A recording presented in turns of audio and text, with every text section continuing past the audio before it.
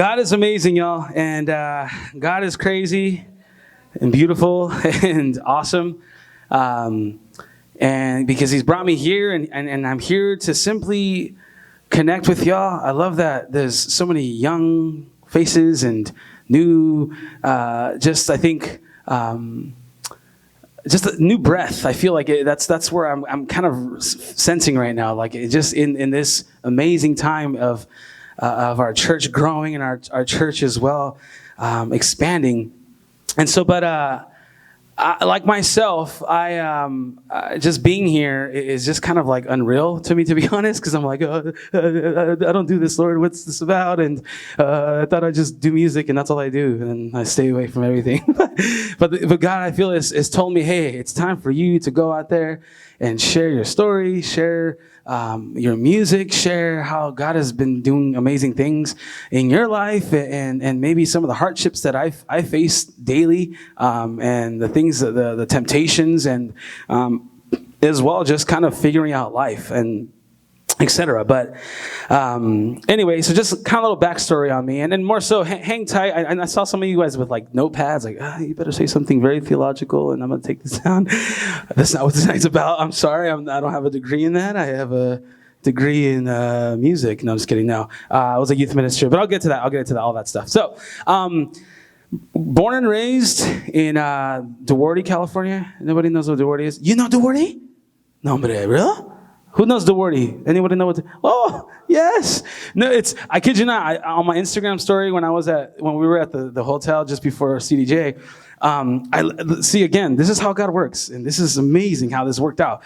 So literally, we got in the hotel, and the hotel was really nice. It was really fancy, and so sorry, I'm all boasting. First class, flight. No, I'm just kidding. I live here, so why fly me? No. It was amazing how we got there, and the CDJ, the people, there's like, you have no idea how we got this hotel. The Lord is amazing, and I hope you liked it. I'm like, you kidding me? But yeah, anyway, so I'm not gonna get into that. But I literally laid in my bed as I kind of just put everything together, or put everything in where it needed to be for the next morning. We got done with sound check. I laid in my bed, and I'm like, okay, Lord. I want to just be ready for you tomorrow, and my voice is crazy right now. There's a lot of things going on. I do this full-time youth worship ministry, but I do a lot with the youth, more like teenagers in high school. And the week before that, I was literally every day, Monday, Tuesday, Wednesday. I was with Servite High School. Y'all know where Servite's at by chance? All boys school. Wednesday, Thursday, Friday, I was J. Sarah. And then Friday, Saturday, Sunday, I was at men's ministry. I went from Riverside to San Diego County, like up in the mountains, all the way to Ojai. And then I came back for Sunday Mass at where I go at Seal Beach every Sunday. And it was unreal. So I was tired. And I sat down and I literally looked up and I was like, oh, there's a cool map up there. And the little city of Duarte was right there. I was like, what? We made it on the map. Because literally, I kid you not, like Duarte is not in the map. Since I was in high school, Duarte never existed on the map. So when I saw that, I'm like, Lord, you've been listening to our prayers. We exist. We're on the map now. Anyway, that's a little insight about Duarte. If especially those that are Duarte, they're like, So I literally put it on my Instagram. People, we made it. Look, we're on on the map here. But anyway, weird story. Sorry, that was a side tangent. But so that's where I was born and raised. Went to school there. I was super into sports, soccer. Any athletes out here play soccer? Yeah.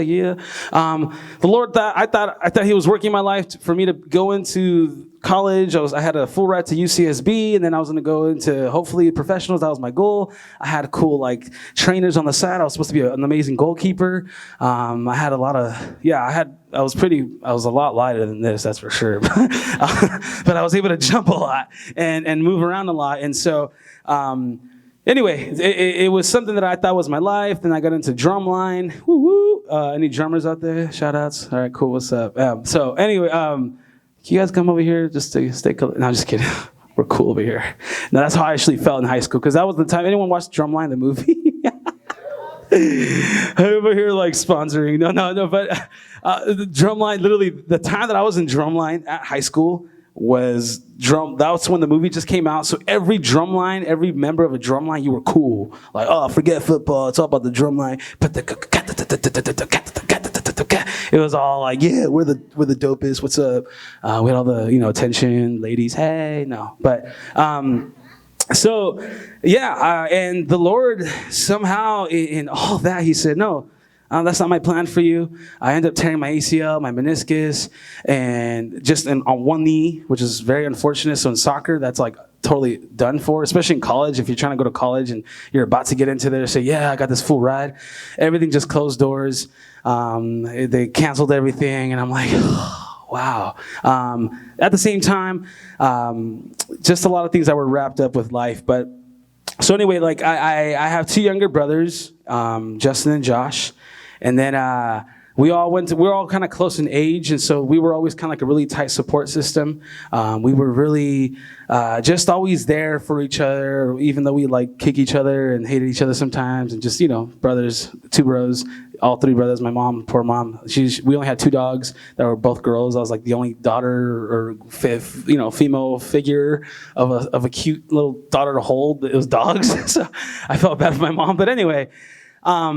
Grew up full on Mexicano, Latino. My dad from Jalisco. Woohoo! Anybody Jalisco? What's shout outs? Anyway, Guadalajara. All right, cool. My mom, Santa Barbara. Anybody? All right, no pride. No, just kidding. But then was brought up in Ensenada. If y'all know where Ensenada is at, in Baja California. I grew up going there a lot. Grandparents and such. And so anyway.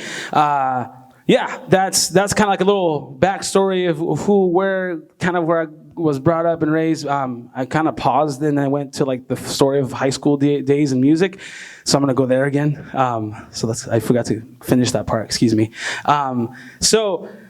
And really what I'm going to explain for a little bit is just really kind of just like my story and how God's used me in the ways that he does. And he has me here before you guys and sharing my story for a little.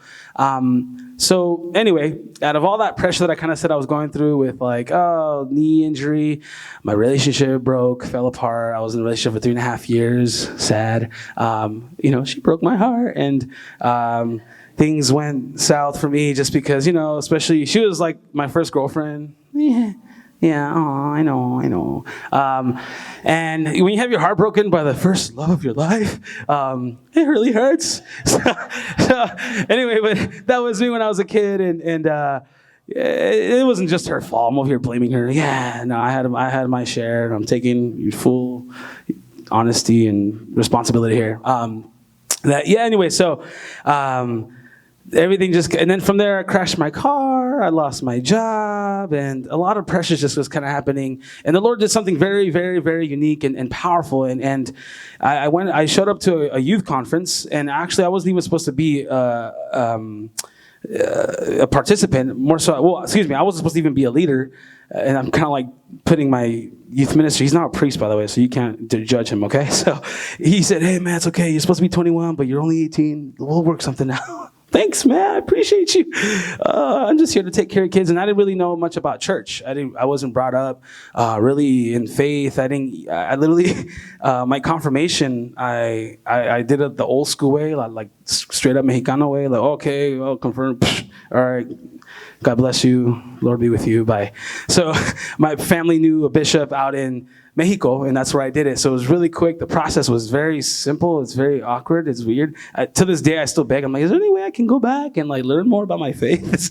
And so, but through the years I've learned. But anyway, like it was very, like, I guess old school, if you want to call it, and really just that way. And I had padrinos and all the whole deal. And so going in high school and everything, I really didn't have God in my life. I didn't have anything to the nature of like I can build a relationship with Jesus. And who's this Jesus? All I knew Jesus was this dude on a cross, and a lot of people made fun of him, or a lot of people just talked about him, and he did these miracle things. And I'm like, okay, cool. He's there. I'm here.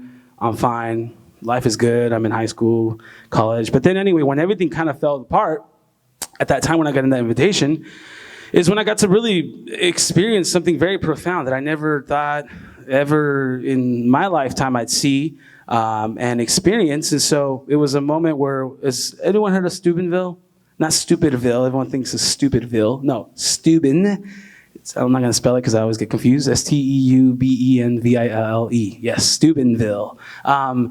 conference. They're from Ohio, and they have this amazing conference that they spread out through the nation. And I was invited again by my youth minister to be a leader. And growing up, I was really into, not that I was into it, but my mom would always force me to take care of, her friends' kids or whatnot, and my tia's kids. And I was the babysitter. I was the oldest in the family too.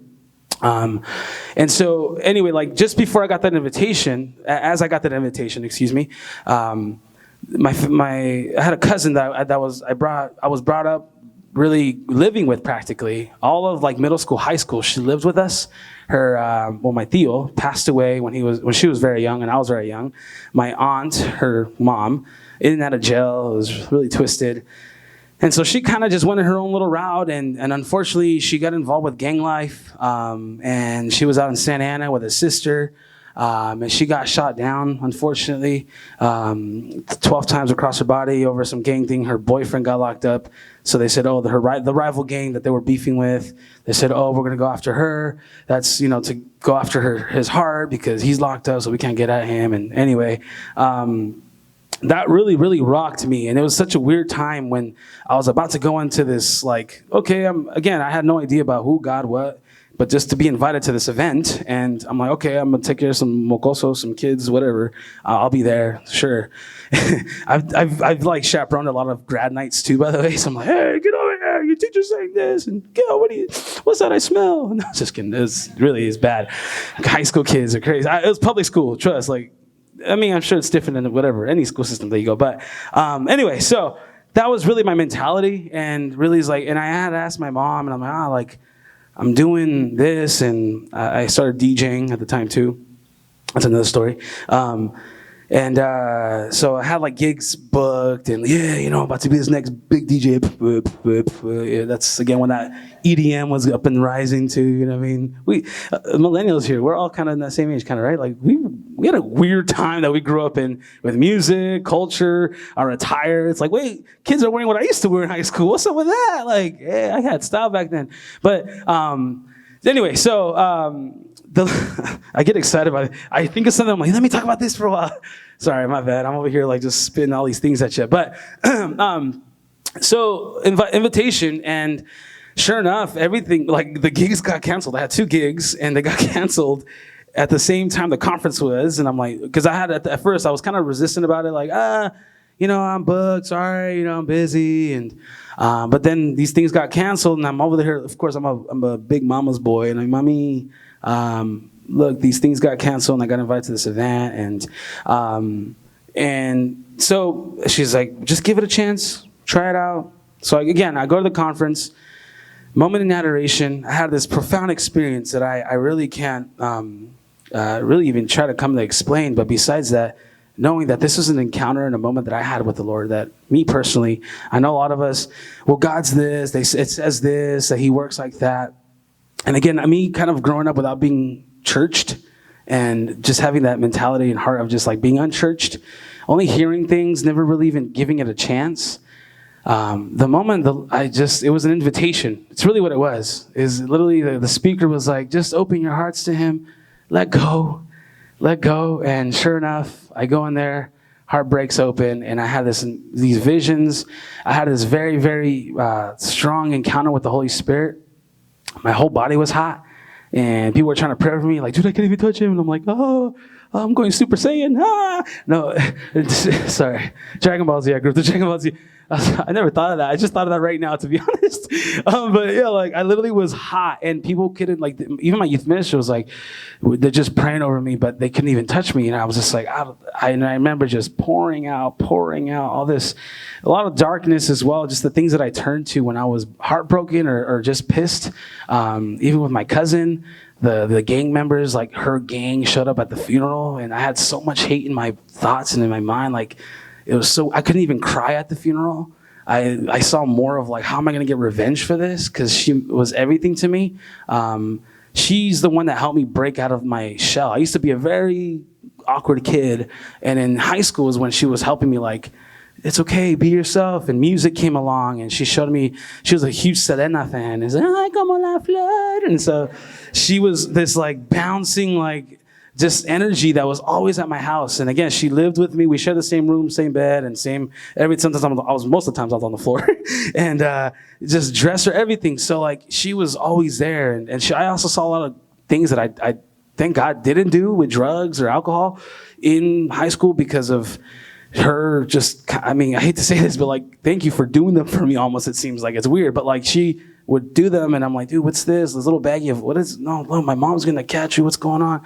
No, don't say anything. Let's go outside. And I'm like, dude, an apple and all these things. I'm like, dude, what's going on, yo? Like, it was crazy. But I never turned to that, thank God. But I did turn to other things like, alcohol and then just girls and going all crazy at parties and hey. So anyway, but I had this profound experience again where I just I let everything go. Everything just kind of fell off. I think for everything I was carrying for so long, I was able to just give it to God right then and there. And kind of after that, I had, of course, that Jesus high. Like, I'm Super Saiyan all the time. Now I'm going God mode. Like, I just was just like, just this fireball. And I kid you not, I did the weirdest things. I went to my church. You're going to think I'm weird for this, but I used to also be a pool guy. I did a lot of jobs. As I said, I did this. Damn, what didn't you do? I know. I worked at Pinkberry, Jamba Juice, Subway. I did Primerica, I did Quick Star, Herbalife. I did everything. I know some of you are like, oh my gosh, that's what I'm doing right now, girl. Hey, shout outs. But you don't even want to show yourself right now, huh? I know that feeling. Sorry. No, but anyway, I literally did so many things, but I had all this knowledge with like pools. Our church had a beautiful fountain. I don't know why, but the Lord gave me this desire to make sure that fountain was spotless clean. I scrubbed it. I acid washed it. I'm speaking terms of like pool stuff, but I did all these things like, no, it's got to be clean. It's got to be clean for you, Lord. This is my way. It felt like this is like my way to like give back to you, Lord, for all the things. I did everything. I got involved with like the morning meditation and prayer at 6 a.m. and it was at the library with Father Cassidy, with all these weird things. And it was amazing, but I just wanted more.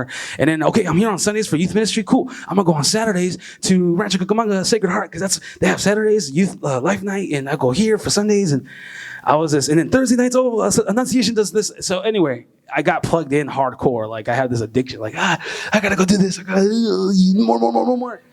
And so I kid you not, like I just had this like desire to just be close to the Lord. And he showed me that it was in youth ministry where he wanted me to be. And I became a youth minister. I gave 10 years of my life to that. And something very huge happened where, again, like I said, all these high moments, you go and like, oh, the dream job. Oh, I'm going to go. I was at St. Lawrence Martyr Redondo Beach, if y'all know where that's at. And I was also picking up my guitar right then at that same time, learning to just sing for him and to him, and as well in youth ministry when I was at church getting involved. I didn't know a thing of guitar. I was self-taught. My youth minister says, hey, Congress, they got books. I'll show you. I need a musician. I'm like, how'd you know I'm into this? I play drums, bro. And DJ, I could get some for the kids. Hey, y'all, hey, hands up. But I started singing and I started getting into it. And again, from my cousin teaching me like little things. She sing the Star Spangled Banner. It was weird. Or again, like a lot of Latino style music. And anyway, just a bunch of stuff. Or Mariah Carey, she's a huge fan. She's like, always trying to hit that note she does. But I can't hear it. But anyway, so for me, I was like, I'll try too. And she was a big influence in my life. So I kind of used that in like, okay, Lord, I think I can try something to sing to you and try this and that. So again, it was just using it in all those places when I was in youth ministry. I started, okay, Lord, kids, I know there's 3 songs. Let's try this. The Lord loves you. And they're like, shut up. Well, sorry, y'all. I'm trying this out. Father said I could. Anyway, but something huge happened where, while I was on this, again, still this, everything was kind of like the path was like set for me. Youth ministry, that's the job.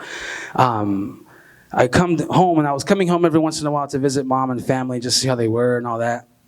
And one day I walked in, and sure enough, my mom's on the kitchen table just saying, Mijo, come on in. And I'm like, okay. And I'm like, well, something felt different. I walked in, I'm used to like, and like, I'm like, what's going on, Ma? And she said, look, I don't know how to tell you this, but your dad's not going to come back home. What? What do you mean? Like, a dad, and unfortunately, like all my family, we didn't really grow up with father figures. Even my grandparents were split. And so my dad was kind of like this rock for the whole family as a father figure, even for my grandma, as like a male role model, a male just man that's there to kind of like hold the fort for all of us, even for my cousin that's getting married this Sunday. And so talking about this was just 5 years ago, and it's so weird how it's still this like trembly feel in my heart. And that he checked out and he had other things to do. He kind of disappeared and just did his thing. And the dynamic and everything, how it all changed for me was huge. And for the longest time, through this process of these, like I said, just 5 years ago, I've been trying to work out. And this is me speaking on like where I'm at today. Like, I'm speaking out the fact that, like, look, my dad left me and my family, my brothers went into deep depression. My mom would not come out of her room. She was there every time I'd come to go say hi. I had to leave my job to go be closer to family because I couldn't, especially as a son and as a big brother. How am I supposed to just say, yeah, I'm living my life out here, whoopee woo, and my family's over there miserable? But I'll check in every once in a while. There was just something in my heart that I knew that I wasn't supposed to do I wasn't supposed to be where I was supposed to be, but I had to be with them. But it shifted so many things, and I was so angry. And I'll be honest. And while like I've given it to the Lord, while I finally I've met Him again, and He actually, don't cry, sorry. He came to CDJ to see me.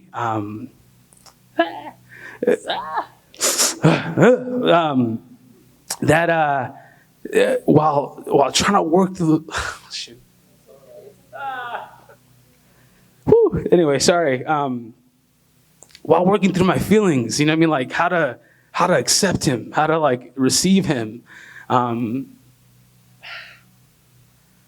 He even came. I put his name on the little guest list, and he came to the back. We were having dinner, and he walked in, and he like, que se piensa, aquí VIP, la chingón. Sorry. He just received me and gave me this hug, and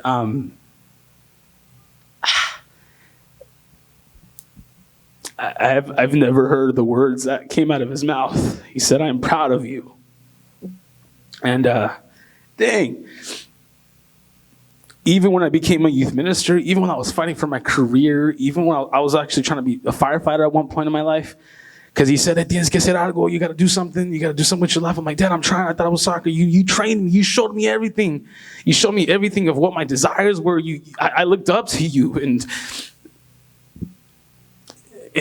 here I am. Like, I've always felt like I never made Him proud, right? And I felt like I was never able to just kind of get to this place where I could say, yeah, my parents are proud of me for what I became. And that day, when he came, he was there at the concert moment that they called it. Ooh, concert with Jon Martin. Weird.